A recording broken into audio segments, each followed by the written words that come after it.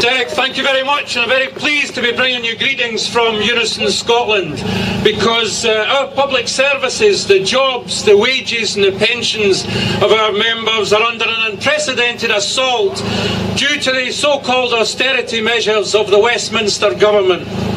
The October and March demonstrations and protests in Edinburgh, in London and in Belfast, together with the growing anger in the communities, the campaigning around trade union councils and community groups, are testing the mandate for these measures. A mandate for illegal measures, unlawful measures in some instances, an attack on the welfare state and the welfare systems which generations over the last 50 years since the Second World War have strived to build. One thing is clear about the ConDem government's plans for the next 4 years. Hundreds of thousands of workers providing vital public services in health, social care, education, social security and the tax system are going to lose their jobs, and the communities are going to lose vital services. In Scotland, 60,000 public sector jobs will go. Not what I say, not what my union says, but what the Scottish Government and their own independent budget review group has said.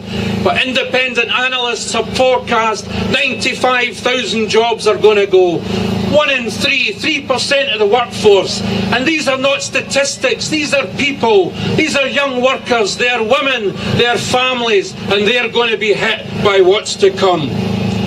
And in the public sector, for every one job that will go, we know that another job will go in the private sector because of the investment which public services put into local communities. And the reality for public service workers and their families will be revealed bit by bit over the coming months as governments, councils, hospitals, schools, the police fire service enact their decisions.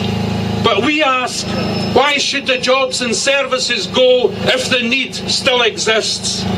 And nothing is inevitable about these cuts. Nothing is inevitable. Of course, they don't make economic sense unless you're a Tory who's determined to dismantle what they don't need and what they do not rely upon. And we know that previous governments, when faced with financial difficulties, have built their way out of so-called economic crisis, and that can be done again. But the real attack we're addressing today is on our pensions.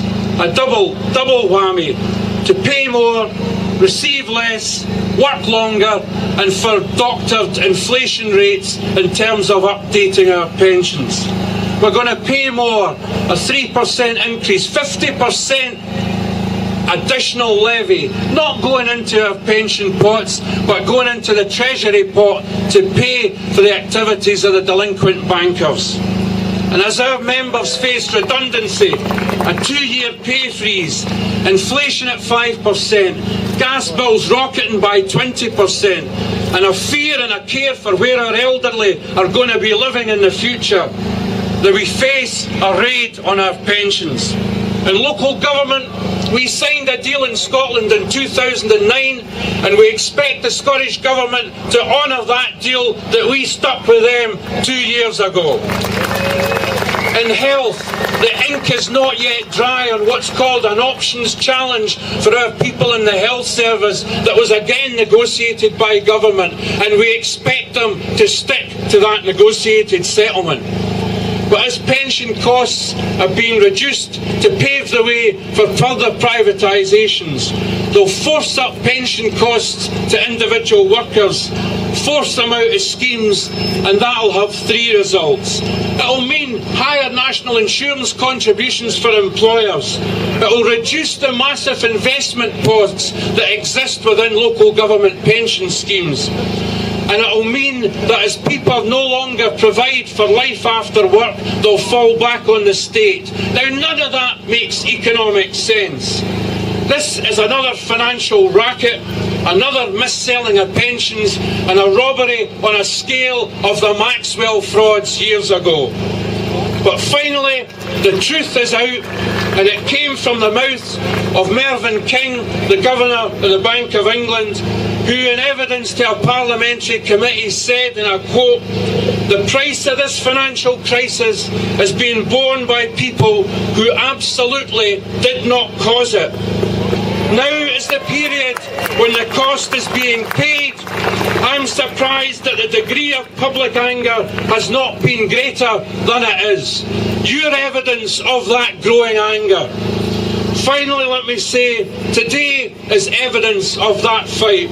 Together, we fight for pensioners, we fight for current scheme members, and we fight for the future generations who want the kind of pension benefits that we want. And as from Unison, we applaud those who've taken industrial action today. Unison is on the same road to ballot our members later this year. The job of the trade unions is to provide hope in the face of uncertainty. The unity of those represented here today will see us through. And the tipping point for industrial action in various places could be the attacks on our jobs, the attacks on our pensions, and the attacks on our services. But term one of this government will see the attacks on public services. Be in no doubt that term two will see the sell-off of the interests in the banks to pay further for what the mistakes that we did not create. Power to your elbow. We'll see you on future picket lines. Thank you.